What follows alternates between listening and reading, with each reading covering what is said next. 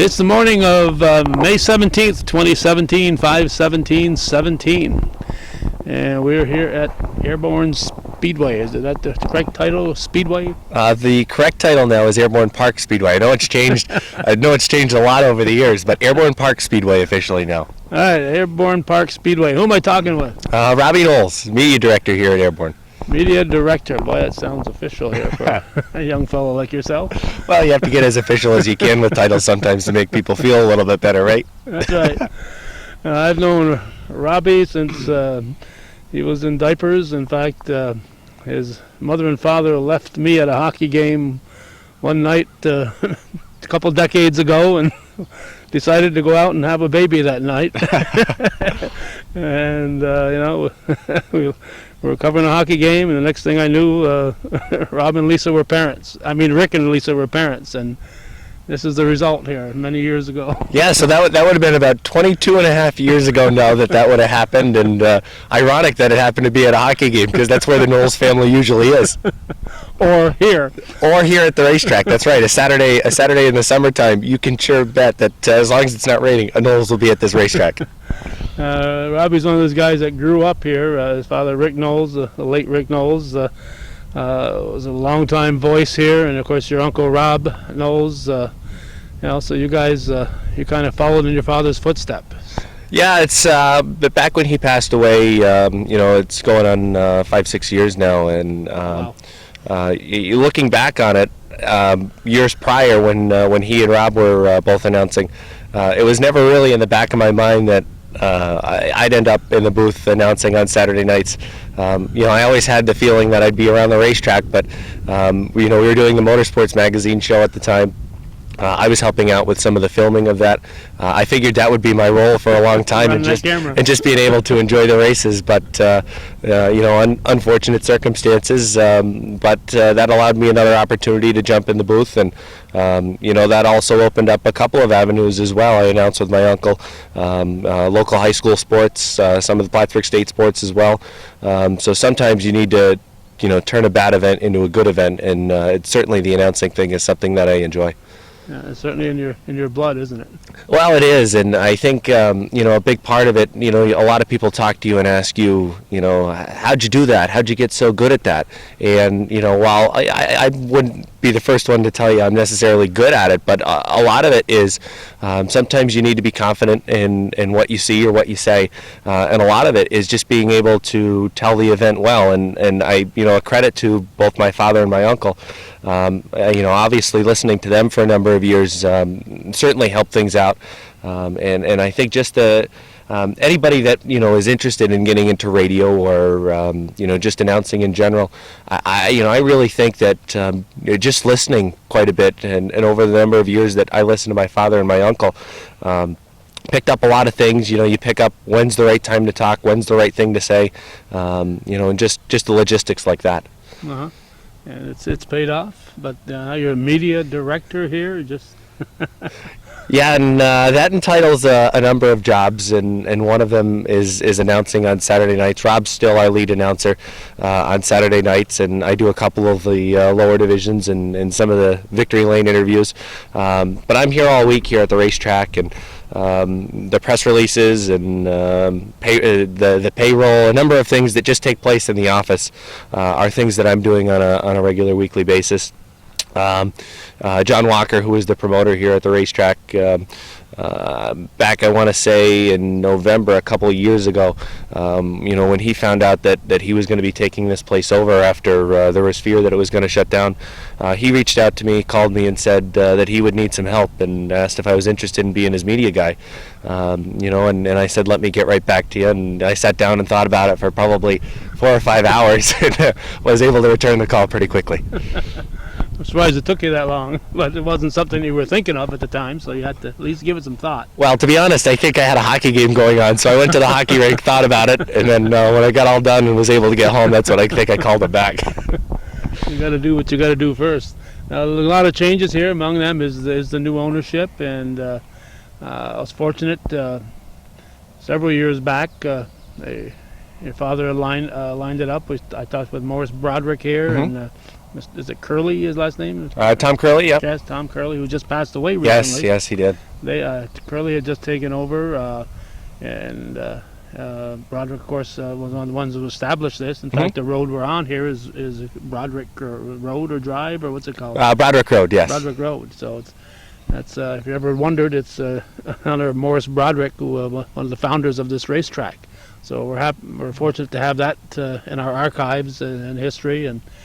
And has this been a dirt track any years prior to now? Yeah, this was actually a dirt track a couple of times in its life, and it's been 26 years. Back in 1990 was when they made the switch to asphalt. So there's been a number of transitions here at Airborne, and like anything else, it's cyclic, and the asphalt will be hot for a while, and then maybe it'll start to taper off a little bit, and then dirt's the way to go, and that's happened over the course of the history here at Airborne. You see some dirt tracks, or rather some racetracks that are dirt tracks forever, and they do well as dirt tracks, and then that's great. And you see some tracks that are asphalt tracks, and they do well as asphalt tracks. But it's just how the history has shaped up here at Airborne. It's gone through different phases and different stages, and I have to back John Walker on his decision to go to dirt, as dirt racing, throughout the Northeast and almost throughout the United States is really thriving and at a very high point right now. You look at some of the asphalt racing and some of the car counts. Some are down. There are some tracks that are still doing good. I don't want to run asphalt racing into the ground, but it's just difficult for us in this area. There was only one other track that we were aligned with some of our rules packages, and that kind of put us on an island. With the move to dirt car, I believe there are now 6 tracks, don't quote me, 6 or 7, that are within a couple of hours that all run the same packages now. So those are guys that maybe if they rain out on a Friday night, don't get their racing fix in on the weekend, they can come to us on a Saturday. Maybe if their track rains out on a Saturday, as you know, 10 minutes down the road, it could be raining, and here it could be sunny with the weather in the North Country. So if another track maybe on a Saturday night rains out, there's still an option for them to be able to come and not have to change a whole lot around with their race cars. Is Frogtown a dirt? Frogtown? Yeah, they're a dirt track. It's now Mohawk International Raceway up in Hogansburg. They run on Friday nights. We actually have a series that's coming in this weekend for our season opener, and that's the Tucson Lights. It's basically a smaller modified. They run motorcycle engines, and they'll be at Mohawk on Friday night. They'll come to us on Saturday. Certainly an interesting group to watch. It'll be their first time racing here on dirt, and Mohawk is another track that we're going to lean on for some drivers as well. We have some 358 modified drivers that ran here previously under the Parati promotership, and those are guys that we expect to return this season as well, including Mike Parati, who's supposed to return in the 358 modified. He is. Oh. He is. He's up there in years, but he knows, if there's one person that knows how to wheel a race car, it's Mike Parati, and I expect to see him have some success here at this racetrack. I don't want to jinx him, but Parati's good, and he knows what he's doing. Now, it's as I said, May 17th, and your first race is coming weekend. It's a Wednesday right now, but it wasn't scheduled that way. No, we were supposed to open up at the beginning of May, and Mother Nature, boy, was she a pain in the butt this season. And obviously, with the switch to the dirt surface, there's some things with the initial race setup and the initial track setup. It was laid down back at the end of November into December, and it may have been a little bit wet underneath. That froze over the winter time, and made the clay down on the bottom once it started to thaw, made that a little bit wet. And we didn't want to have any issues with the track really chunking up or peeling, so we aired on the side of caution there and wanted to be safe and make sure we were able to provide a safe racetrack. You don't want big ruts and everything out there, because then you start turning cars over, and it's just not a safe environment for the drivers. But we were able to get cars on the track for a practice last Saturday, and like anytime you lay down a new surface, there were some bumps out in the racetrack. There weren't any huge ruts or anything, not a big issue. And talking with a number of drivers, they were pretty pleased, pleasantly surprised with how well the racetrack held up. So that's a good thing for us, and all signs point towards go for this weekend with that positive feedback that we received. Now, I'm trying to avoid a sneeze right here.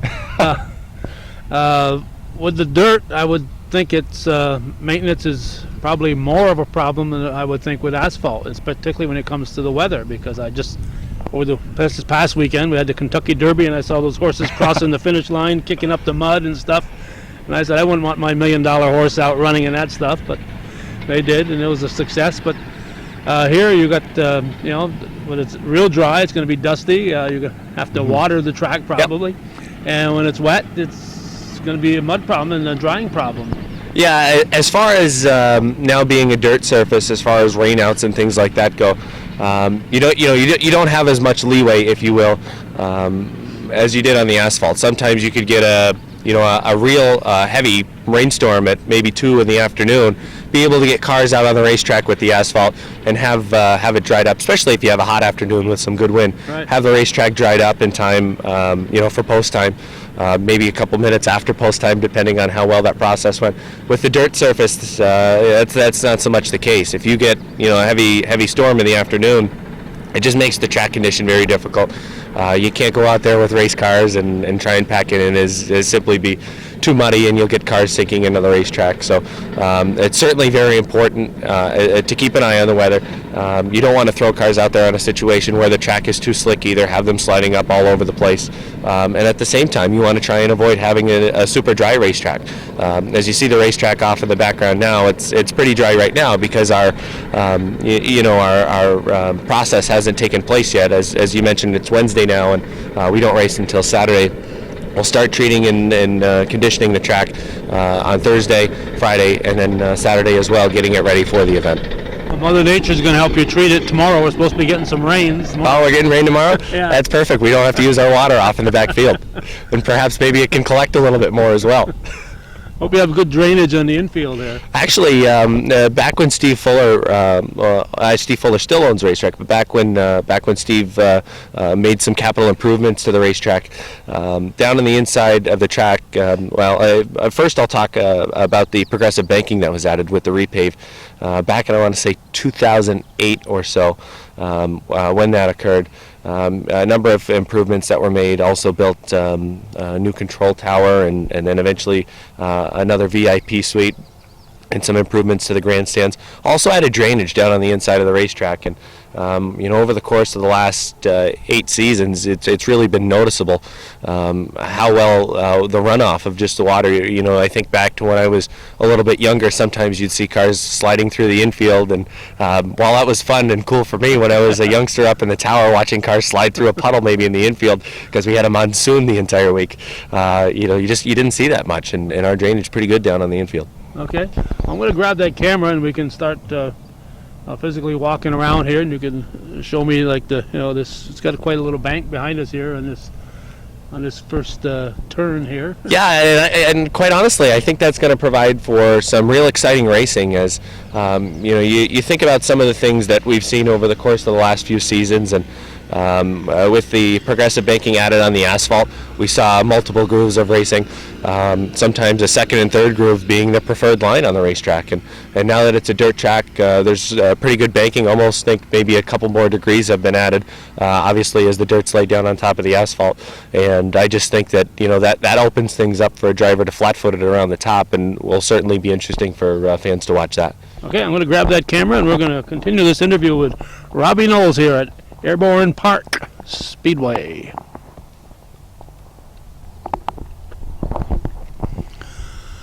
Okay, the camera's pointing toward the grandstands. This is turn number 1 here, Robbie? Yes, this is turn 1, headed up the front stretch into turn number 1. Number of fans have always said over the course of the last 20 years that I've heard and been around. Obviously, I wasn't talking with many fans when I was 2 years old, but just some of the comments I've heard from fans I know that have been coming here for a long time have always said turn 1's the best seat in the house because the cars are coming right at you down the front stretch and into that first turn. And I've watched a few races over in turn number 1. My grandfather used to sit up at the top of turn number 1, so there were a couple nights when I would want to go stand up on the top of turn 1 rather than sit up in the tower. So I did that, and and it's a pretty good view from turn number 1. The only thing now is that there's going to be some dirt maybe in that direction, and that may be a spot where you might get some dirt headed in your direction. But one thing that we added, and we might be able to see it if we get a little closer a little bit later on, is a little bit smaller fencing to help break up any larger chunks that might work its way through the larger fence. So just something, a safety precaution, obviously, for our fans over in that first turn is, obviously safety first with our fans. Yeah, trying to get an angle on the sun here to our left, so that's kind of a little bit to the east. And if you get a west wind, it's going to be blowing kind of at you there. Huh? The south, that's kind of southeast. Yeah, that's the case. And I go to so many dirt tracks, throughout the course of the summertime. I enjoy following the Super Dirt Car Series, who we'll be having here early in July, on July the 6th. And some nights that you're at the dirt track, it's perfect. The wind's blowing away from you. You don't have to worry about a single thing. You could show up in a nice suit, and you wouldn't have an issue. Of course, nobody ever shows up in a nice suit, but just saying, you could show up in a suit some nights and go home and be spotless. And there are other nights that, if the wind's right at you, it is a night where you're closing your eyes and you're really squinting all night long just to try and be able to watch the racetrack, especially if you forget sunglasses or some type of eye protection to try and keep your visibility fairly decent. Oh yeah, that's another thing with the. So where does the sun set usually in the summer here? Typically in the summertime, it's right over the back of 3 and 4. Okay, so there are some nights that coming down the back stretch off of turn number 2 and going into turn number 3, especially when the sun is setting, it can be right in the eyes of the driver. And there are a few different ways that drivers can try and take care of that with their visor, if they get a tinted visor, to try and take care of it. Or also sometimes they'll throw tape over the top of their car and over their viewing area, if you will, just to try and keep some of that glare and keep the sun out as best they can. Keep that sun as low as you can, and keep the view as low as you can. Right, that's for sure. Okay, let's walk down to the bottom here. And it's do you know roughly what the what the angle is here? I don't want to throw out a number of the degree. I know for a fact that if you think back to when you probably did the last show back in '99, the track compared to now was pretty flat. As I mentioned, Steve Fuller, with his capital improvements to the asphalt almost 10 years ago now, just a number of the things that he did and won to the racetrack was add the progressive banking, and that provided for multiple grooves of racing. And now that we have the dirt surface, just having this banking will certainly provide for some more racing up towards the top of the racetrack. It'll allow drivers to keep their speed and their momentum up a little bit more than down on the inside, when maybe you have to get a little more brake to try and set the car and help roll it over through the corner. So those are things to pay attention to this season as well. Yeah, I imagine the car would handle differently on dirt than it does on asphalt when you come around corners, particularly. Yeah, for sure. When you're on asphalt, you really try not to put too much pressure on the right side tire, on the right rear tire, especially for a modified, and those are various things that will change with the setup of these race cars. On asphalt, we had some guys that would blow through right rear tires like they were water, and now that we're a dirt surface, as long as they don't cut a tire or pop it in some way, they'll be able to go through tires a little bit longer, get a couple weeks out of them, where maybe right rears were only lasting them one event. Possibly they could get 2, maybe 3 events out of the right rear tire. So that's one way that might help keep costs down, as well as racing tires. It's like any other hobby that you have. Sometimes things are not cheap. Racing tires are fairly expensive, and this isn't a hobby that anyone's here to make money. They're doing it because they want to have fun. When you start making the money, that's up at the higher levels, and obviously we're local short track racing, and a pretty close family here. Yeah, you talked about that '99 interview. That was one that Gordy did with Charlie Trombley. John was involved. John Walker was involved, but Charlie Trombley, John Paul Cabana, and Jean-Claude Fortin. And both Jean-Paul and Charlie both said that any money they made, they put right back into the cars. So it wasn't a profit venture even back then for them. Yeah, no, and it never will be, to be honest with you, as far as that goes. Is the objective is to put on some quality entertainment for the fans, and at the same time allow the drivers to have a place to come out and have fun. And as long as you're able to fit both needs and keep things cost effective, obviously you need to spend money sometimes to have fun. It's like anything else. If you want to go to bowling, if you want to go to North Bowl Lanes and have some fun, it costs you money. It costs you a couple bucks to bowl and a couple bucks for shoes. So it's just like playing golf too. It costs you to play golf. So this is an opportunity for drivers to have their fun and their entertainment, and it's something that costs them money, but if it's something they love, they're willing to do. And also for fans, a number of Friday nights I make a trip down a couple of hours to the Capital District to the Albany-Saratoga Speedway, but it's something I enjoy, and it's worth spending half a tank of gas to go down there and come back, because that's the entertainment, and it's around the racing world, and it's something I enjoy. And that's the whole thing about it. If you enjoy something, and if you enjoy racing, as long as you can do it financially, then it's something you're going to do. Okay. Right here, I'd say the other bank, the other side of this bank, is probably a 6-7 feet area as far as from this. Yeah, we are here. Yeah, it's quite a ways up, and I think with the addition of the dirt surface, we might have gained a couple of degrees here in the corners, and certainly just eyeballing it appears as though there's a little bit more degree in banking here in turns 1 and 2. A little bit more here than over in 3 and 4, just by looking at it with the eye. It hasn't been measured or anything to my knowledge, but again, just the more banking, sometimes the faster the racetrack can be up on top. And actually the way this track is set up, with it being kind of a D-shaped oval, the backstretch, you're almost turning the whole way. Cars, once they set themselves in turn number 1, they come out of turn number 2. There are a number of drivers that probably won't have to lift, won't have to get off the gas pedal, all the way from when they set the car in turn number 1 until they get in the middle of 3 and 4. When you get over to turn number 4, that wall's not too friendly as you come off the 4th turn, so that's a good reason maybe to let off the gas a little bit. Your own safety.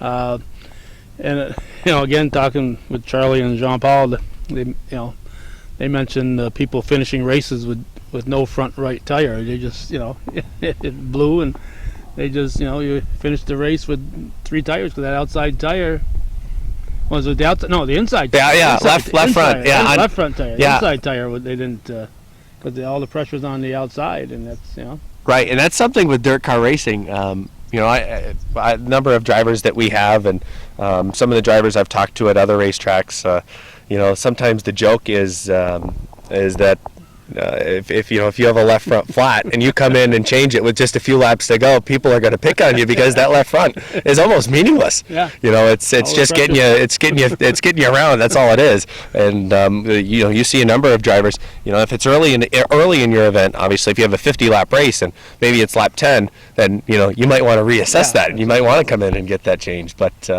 there are other times when if there's a few laps left, that left front tire is pretty meaningless to you, and just try and finish. It's not going to affect much. No, and the amount of time it take you to change, you lose. No, if you pull in, hopefully the pit crew is giving you a hard time, for probably saying you better have something wrong other than that left front tire. Okay, so you're a catcher. Is that 50 feet, 60 feet? How far do you think from up? From the inside of the turn all the way up to the top. 60 feet and 6 inches away from him. Yeah, I would say. Well, I didn't catch. I was always the pitcher. Oh, okay. But I would say across. That's probably just under 60 feet. I would say. Okay. That'd be my guess. I'm looking across, and a little bit higher than a mound. It's if we put a mound up there, it'd probably be tough for hitters. It'd make pitchers a lot better. Yeah. I'd say probably just under 60 feet, looking across up to the top. All right, so all the mathematicians there, between 6 and 7 feet up. And come and measure it. Prove us wrong if you want. 60 feet. Just do the angle. I'm sure somebody could do that on a sheet of paper for us. We might need them to. Okay, so this is the infield, which now has drainage. And how many? Well, first of all, before I forget, what time do the races start on races throughout the summer will be on Saturday nights at 7 o'clock, with the exception of one Saturday. The weekend at the fairs in town, we take that weekend off. A number of our regular drivers and a number of our regular fans like to participate in Fair Week. A number of things going on. There's tractor pulls and demolition derbies is another popular ticket, and that's something that we're having in October. I believe 14th and 15th are the dates. $20,000 demolition derby is the total purse, and anything from 4 cylinders and 8 cylinders. There's a ladies division. I believe there's going to be a truck demolition derby as well, and a kicker and imperial demolition derby, and that's something that we are having at the fairgrounds. We're hosting it though. October 14th and 15th are the dates of that. We have information on that on our website at airborneparkspeedway.com, but that certainly will be an event for those in Clinton County that really like the derby. And actually we've had some entries sent in to us from as far as North Carolina, just simply because of how high the purse is on that one. So certainly an event that we're going to look to draw throughout New England. And like I said, we had a guy already fill in a registration from North Carolina, so that certainly makes us feel pretty positive about that event.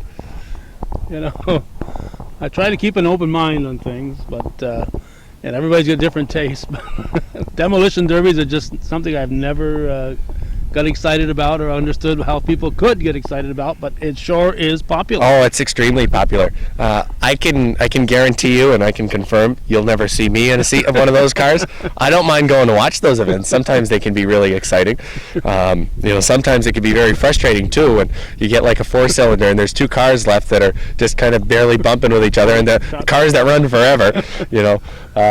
But I'll never get in one of those things and drive it around. But you're right, it's highly popular, and as I said, nothing that I would ever do, but something that I don't mind that entertainment going on a Sunday to the Clinton County Fairgrounds for that demolition derby, and you look at the grandstands and they're packed every year, packed to the brim. They're packed. So it's always something that I know Clinton County looks forward to, and a number of other counties, Franklin County, Essex County, and all over the place throughout the United States. Demolition derbies are a hot ticket for sure. And not only are they packed, but every one of those people in the stands is having a good time. They're really enjoying it. Yeah, they sure are, and it's just like racing. You have the guys you like to boo, and then you have the guys that you like to cheer for, and sometimes you gain a new fan every once in a while. So those are all things that sometimes popular drivers come and go, and sometimes popular drivers stick forever. And some drivers, some demolition derby drivers, gain a reputation for being a heavy hitter all the time, and sometimes fans like to give people the reputation of being sandbaggers in demolition derbies. So it's certainly a spectator sport, if you will, as far as the demolition derby goes, as far as fan interaction, especially because I know at our demolition derby here in Clinton County, the fans decide who's first place and second place in the heats. Wow. The top 2 cars end up qualifying for the feature, and it's based on fan applause as to who wins first place and who ends up in second place. Oh, we just had somebody left us here. That was promoter John Walker. He was probably checking in on how things were going, probably making sure that we aren't doing anything suspicious down here to the racetrack. Now, John's been involved, as I said, 18 years ago he was involved, but he's kind of come and gone. Now he's back.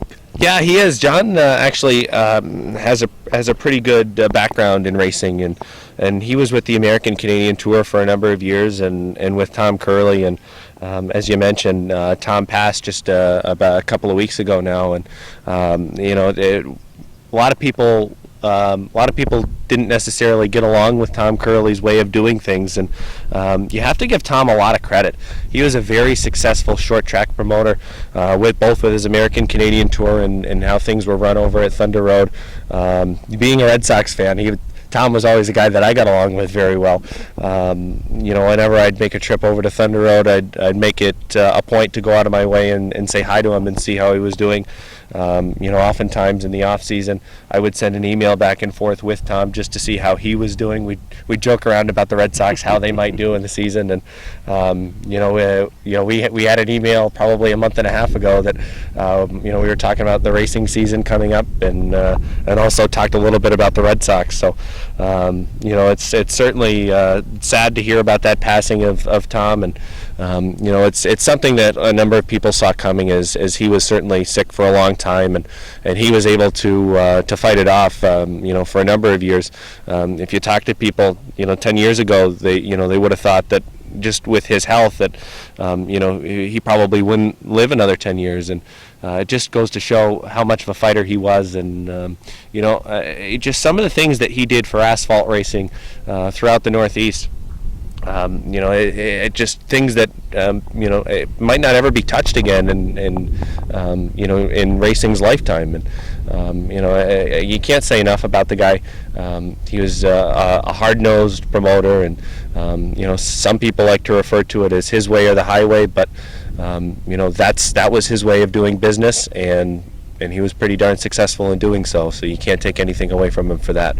Yeah, well, if it works and you know what you're doing, then and you either lead, follow, or get out of the way. Yes, and a number of people, whether they liked it or not, decided to follow, because that was the hot ticket, and that's really where racing was doing well. Okay, we just saw a fellow passing through here. Obviously, all this work doesn't get done with just you and John Walker. How many people work here for Airborne? Oh, geez, you're really putting me on the spot with this one. Well, luckily, I do the payroll, so I should know. I should know the number of people that we have. I would say, in total, if you include Saturday night officials, I would say we're probably up around 45. Some of those people are volunteer. Others are on the payroll, but I'd say probably 45 is the number that we go through, and to be honest, that number probably gets a little bit higher if you include the concession stand workers that we have. As both concession stands, I know our pit concession stand probably takes 3 or 4, and our main concession stand probably another 10. So I would say if you include the concession stand, we probably have over 50 employees that whether they work here during the week or just only on Saturdays, make this whole thing happen.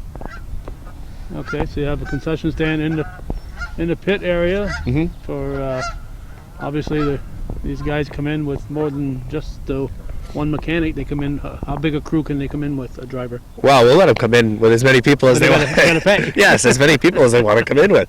I would say a good average. If you were, if you were to lay out a night and you wanted to see if an event was going to be profitable or worth, because sometimes that's what you do when you look at touring series that you're going to bring in.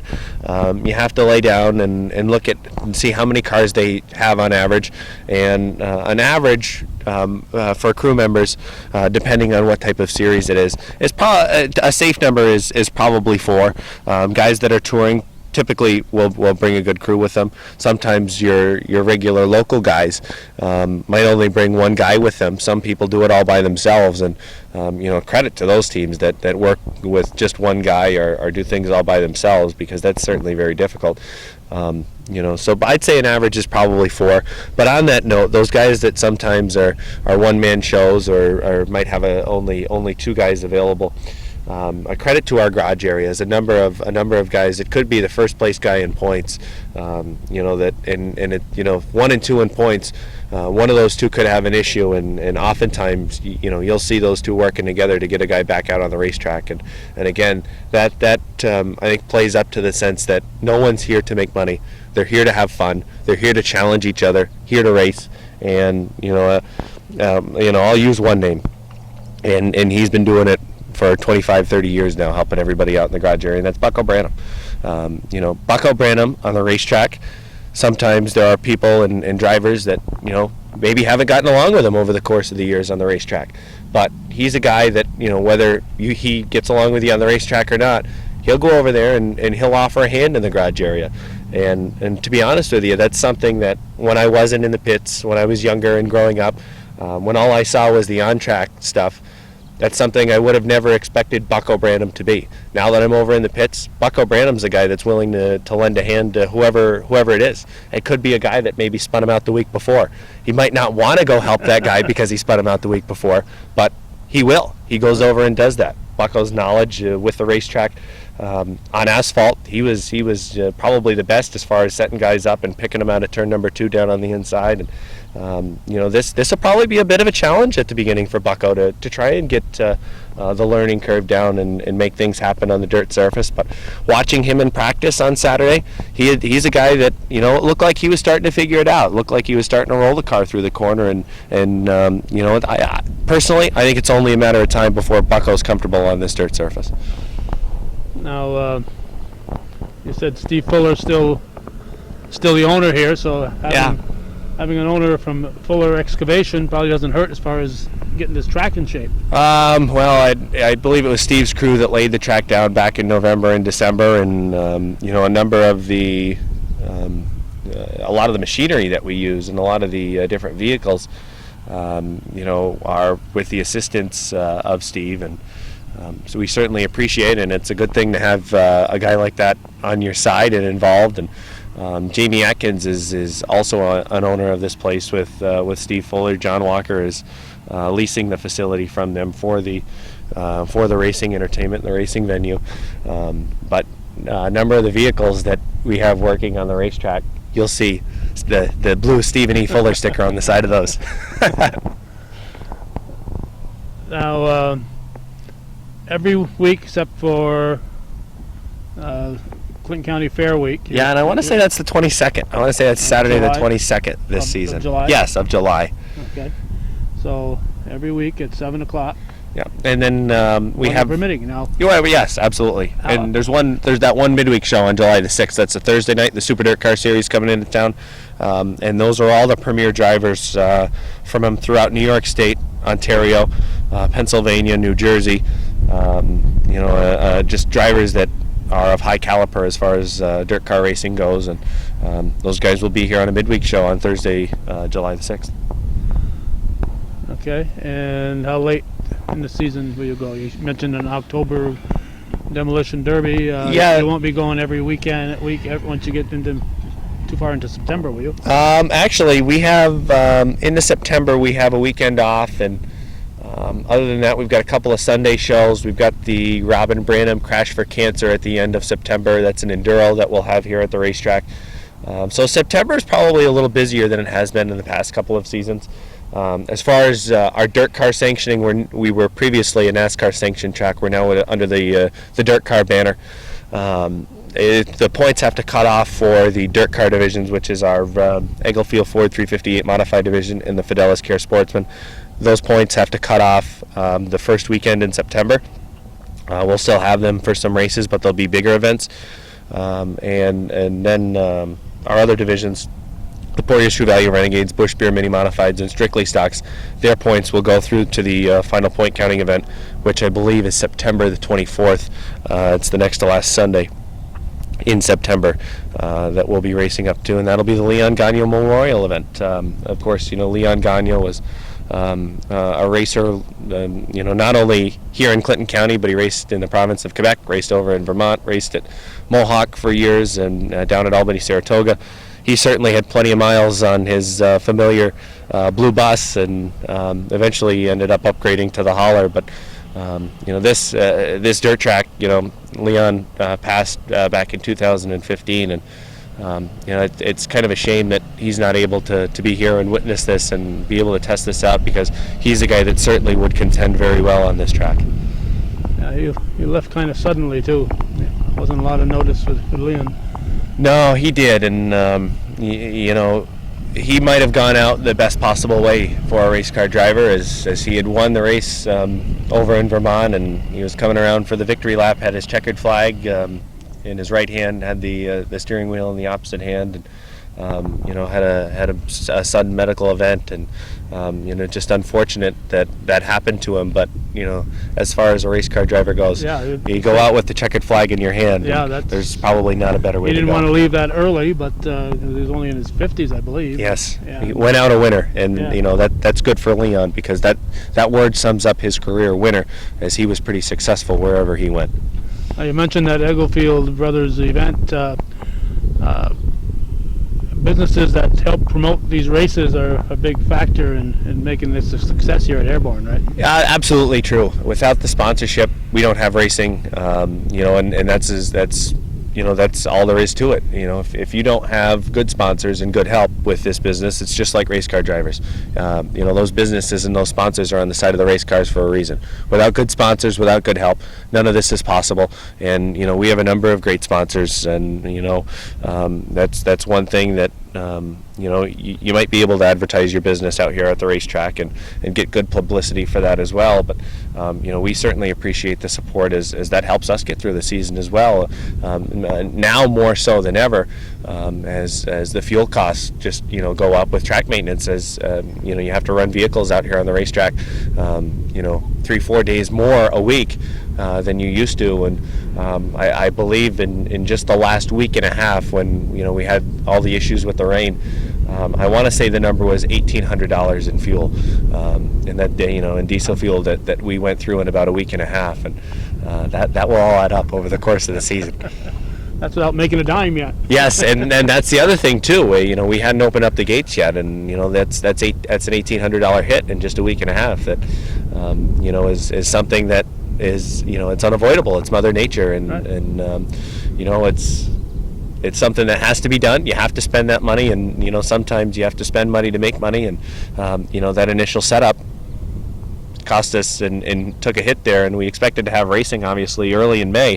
We weren't able to do that, but we're looking forward to being able to get going this weekend. Yeah, and that's one of the problems I would see with the dirt track is you just could end up losing a few more races during the course of the year.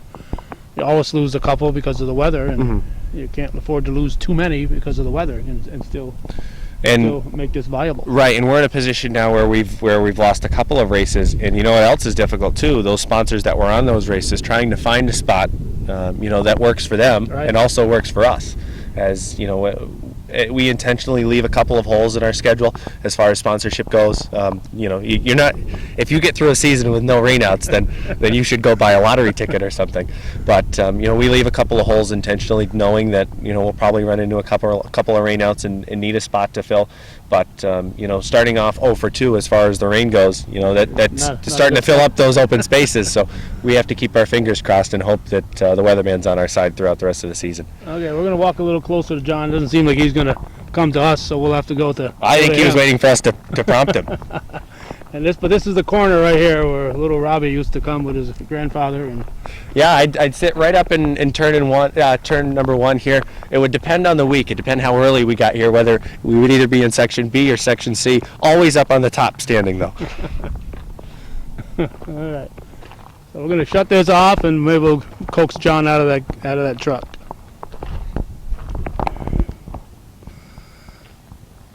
Okay, I see a few ruts here. You know who's in charge? I can get those ruts taken care of? Yeah, Bruce Richards is in charge of that, but we're not going to have to worry about the ruts up here. If they get into these ruts, they got more problems than those little ruts. John Walker, what are you doing still involved in racing after all these years? Back in '99, you were heavily involved when we got Jean-Paul and Charlie and Jean-Claude together. Yep, we had a good time back then, and I stuck with it. I kept going and worked with the American Canadian Tour. I was with them for a total of 26 years, and in 2013 I decided to retire from traveling and whatnot, and I still did 9 races in 14. I did a couple races in 15. This place came available. They weren't going to open it, and this is where I started, so I wanted to make sure it was going to be here for a couple more years at least. So I jumped in, threw my hat and took a chance, and came in here and told everybody, we're going to get things smooth, get things calm. We're not going to make a lot of changes. Not make a lot of changes, right? And then we got a year under our belt, and we made a drastic change. So here we are today. What prompted you to decide that you wanted to go dirt? I think it was more of a necessity. I mean, it was the only way that I think we were going to keep Airborne going. And at the present time, dirt is really hot right now. There was only so many cars that were doing what we were doing last year, and you couldn't grow the car counts. We were happy with everything we did last year. we got more fans in here. We got more cars in here. We didn't grow it the way we wanted to grow it, and doing some research and whatnot, we found out that this might be a good way to go and help save the place and carry it for the next 10, 12 years at least. Okay, now obviously with the change to dirt, you're going to pick up some drivers, but you might lose a few too that don't want to adapt, right? Quite honestly, I kind of did a secret poll through the pits last year and kind of talked to guys, and for the most part, in our sportsman division, just about everybody's coming back. I think we lost one. Renegade division, we lost a couple. The Raptoys, what a great family. I hate to see them go, but they just hate dirt, and I get it. I understand it. But for the most part, and then most of our Renegade division moved up into our sportsman division this year. So it was interesting to see that, and a lot of new rookies coming in that never been on dirt before, nor never been in a modified before. So it's going to be interesting. But overall, I think all the racers are happy. We tried to keep the Renegades and the mini mods. I didn't want to just say, you know what, we don't have a class for you anymore. So we adapted some rules for the dirt and had some meetings and whatnot. And quite honestly, it's going to be a growing thing, and we'll grow with it for a couple years and see where it takes us. Are you buzzing? Don't worry about that. Yeah. Okay, so obviously a big decision, and it's not cheap to suddenly make a change like this. So it's a daring decision too. Well, the first thing we talked about is the weekly expenses and where that was going to change, and we got a handle on that. And then I don't know if you know it or not, but back in the 80s when CJ had this place, they actually bought clay from my dad that was 2 miles away. So when we first started this process, it was like, I know where I can get clay. And make a long story short, the clay that I had wasn't as good as what we could find. And we found some. Unfortunately, it was 30 miles away, so our hauling cost increased. The guy knew he had good clay, so it was top dollar. But there was no sense in coming in here and not doing it right. We wanted to make sure it was right. We had soil samples done. We had it tested. We had different promoters from different dirt tracks look at it. Bruce Richards, is actually helping us out this year, and he loves this clay. He said this is some really, really good clay. So we paid the price, but again, there was no sense in doing it and not doing it right. So how deep is this clay? As far as you still got the pavement underneath, I would assume. The pavement's underneath. In different spots, it's different depths. It's anywhere. The straightaways are 10 to 15 inches, 10 to 12. Anywhere in the corners, it's 15 to 24, depending on where it is. We actually have a little too much clay, and by what we've done is we've actually made the track wider and brought a lot of the clay to the top. So that's kind of our reserve. We know that we're going to need to dress it up here a little bit every now and then, so we can pull that down as we need to. A kind of a comb over. A little comb over, yeah. It's going to have to happen every now and then. And that was the other thing with asphalt. I come out here about 12 on Saturday with the blower and blow the track off 6 laps, and I was happy. Right. I've got probably 1,000 laps on this track now, just getting it ready and smooth and watered and graded and everything else. But Bruce has been kind enough to come up here and give us a hand, and he's been doing it since he was in diapers. So, and quite honestly, it's good to have some history back here.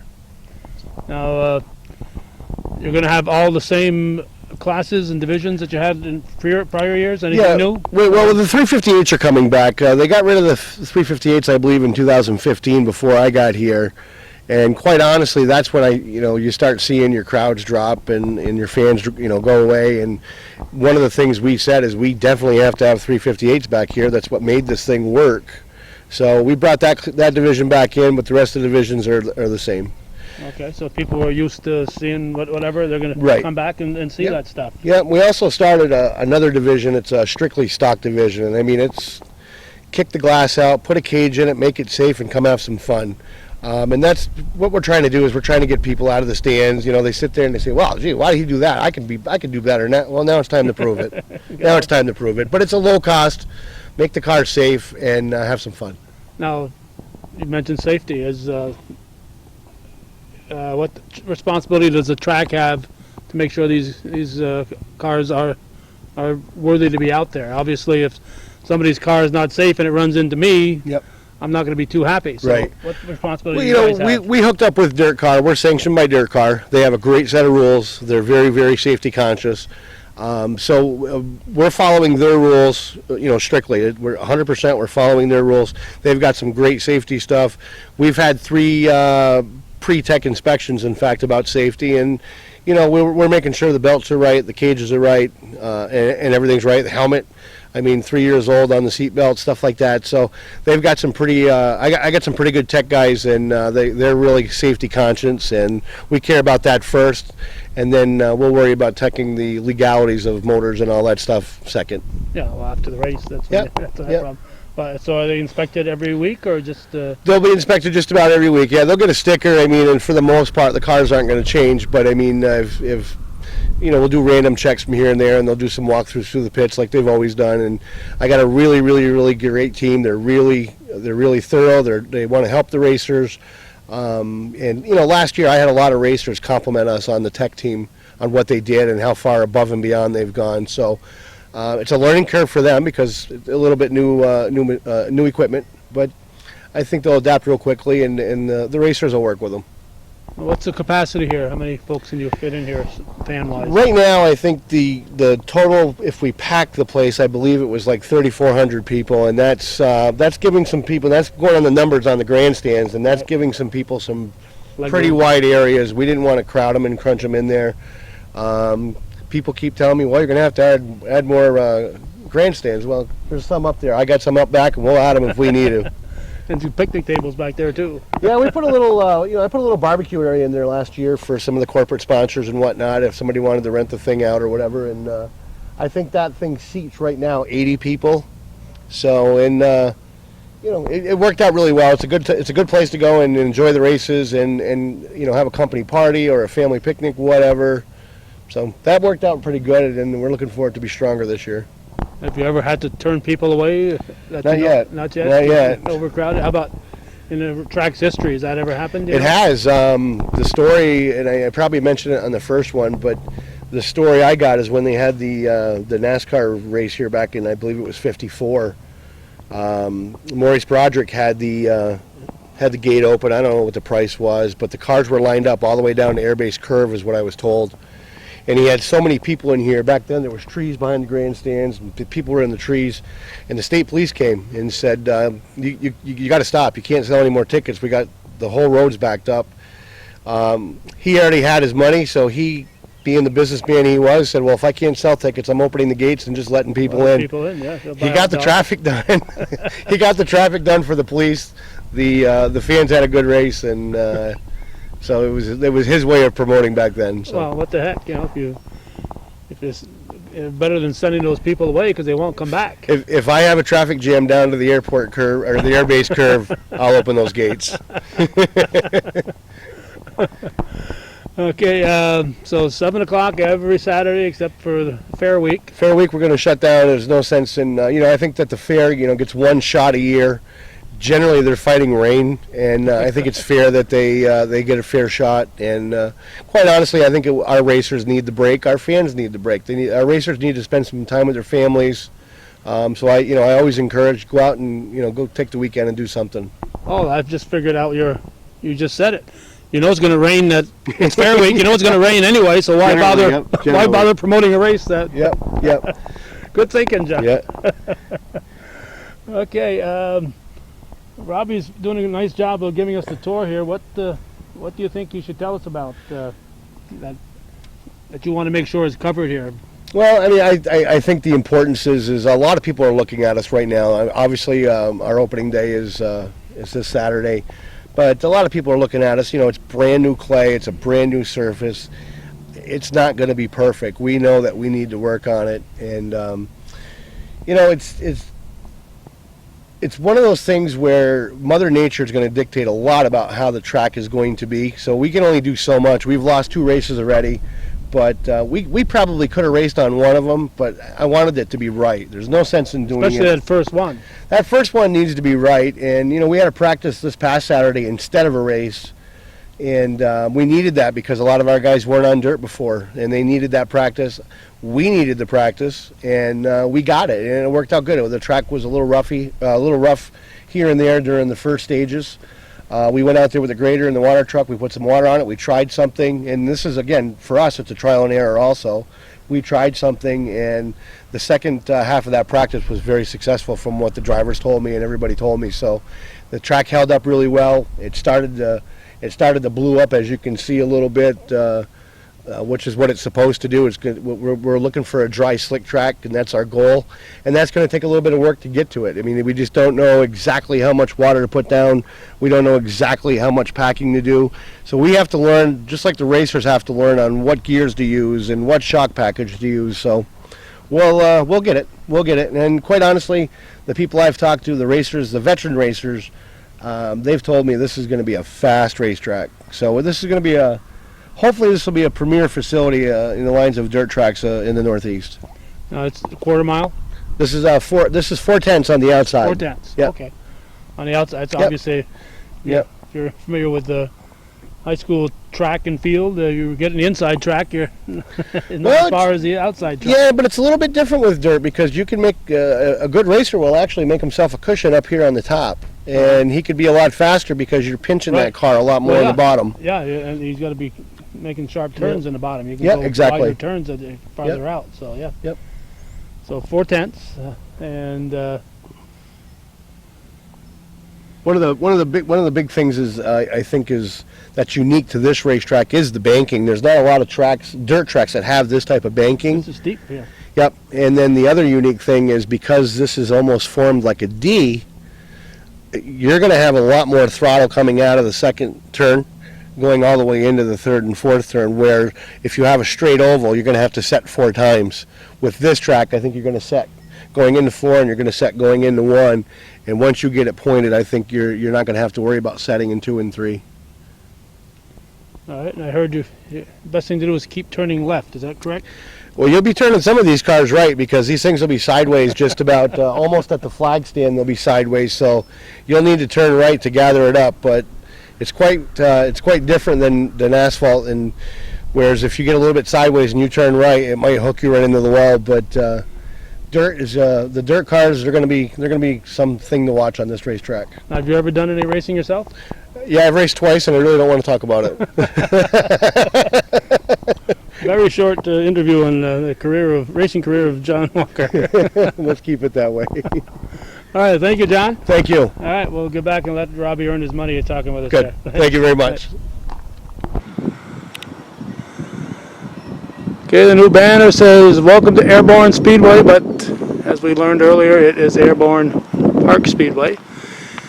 You'll spend your races up inside this building right here, right, Robbie? Well, if I spend my full night up there, then we have a smooth night going on. Sometimes sometimes because I'm here during the week, sometimes I'll be drawn out into a couple of different spots. Sometimes we'll have, whether maybe a question from a driver or something like that over in the garage area. I'll have to go over there and help take care of that. On Saturday nights, most of my time will be spent up top in the, as you're looking at it, in the booth to the far left. That's the announcing tower. The booth to the right, both the windows on the right side, that's the main control tower. The race director's in there, scoring is in there. We have a couple of hand scores. The girl that runs the scoreboard is in there. So that whole top up there is race control on Saturday nights. All right, what's my problem here? All right, shut off momentarily to check our audio, and it seems to be working. Now up at the very top, that's the executive suite up there. Those 3 windows on the top. Okay. Sorry. Those windows up on the top. That's where the race control is. I'm sorry. I thought you were looking way up there at the beginning. Okay. Down below, where all these various windows are, we have 3 different suites in there. Nightly sponsors typically get in there. One of the rooms is our seasonal sponsors, if you will. We consider it our airborne room. Some of our sponsors have some seasonal packages. Those sponsors that purchase the race sponsor of the night, they'll also get in there. We've got the other suite as well over on the other side. I'm sure we can look at that in a minute. But inside we've got the comfortable seating. and with a race sponsorship, it comes with catering and a veggie platter and a cooler full of drinks as well. Wow, certainly worthy of people that are sponsoring races. And the concession stand is right down here. Down here we have our auxiliary concession stand, if you will. We just have some of the basics at this one. Popcorn, we have some of the freezy pops, candy bars, chips. We sell pretzels out of here, water and soda. Our main concession stand is down here behind the Turn 1 grandstand. That's where we have the hot dogs, hamburgers, occasional special French fries, fried dough, and the various food items, if you will, that need a little bit more attention on the grill. Up here is just this is the quick stop, if you will. Yeah, something the Board of Health doesn't have to look at as closely as they do over there, where the food is being cooked. Right. And do you have poutine? Yes, poutine here is a popular. It's always been a pretty popular item here. Now that we're a dirt track, you better be eating that pretty quick, because sometimes you won't be able to tell the difference between the gravy if a little dirt gets into your gravy. Well, you'll be going home with a little bit of airborne.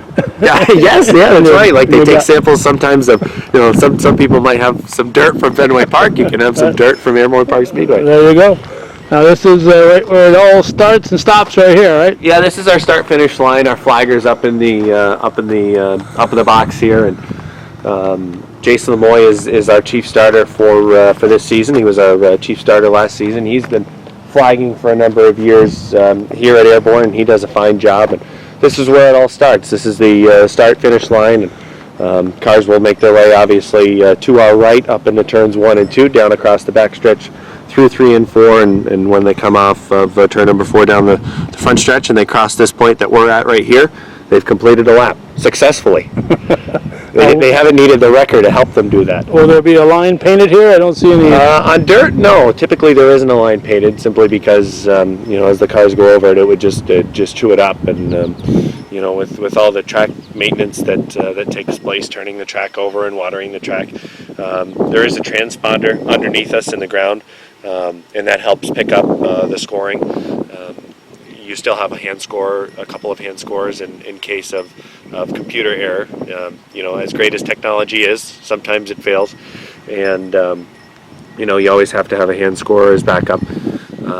Sometimes a driver's transponder might fall out. They might not have properly tied it in, and and that's a case where you need the hand scorer. You don't want to penalize a guy because his transponder fell off. If someone goes out there without a transponder completely, that might be a different story. But if a guy's transponder falls off because he might have been maybe in a little bit of an incident in one of the turns and it gets knocked off, or maybe you didn't just properly tie it on tightly, you don't really want to penalize a driver for that.